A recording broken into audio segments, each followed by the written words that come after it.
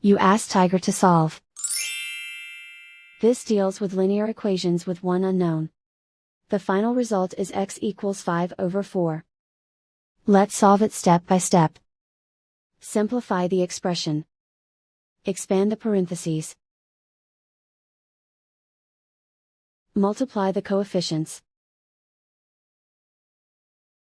Simplify the arithmetic.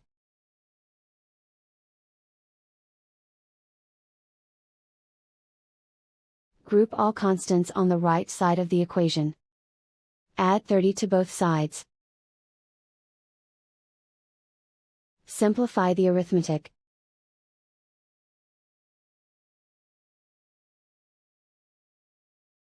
Isolate the x. Divide both sides by 24. Simplify the fraction. Find the greatest common factor of the numerator and denominator. Factor out and cancel the greatest common factor. And so the final result is x equals 5/4.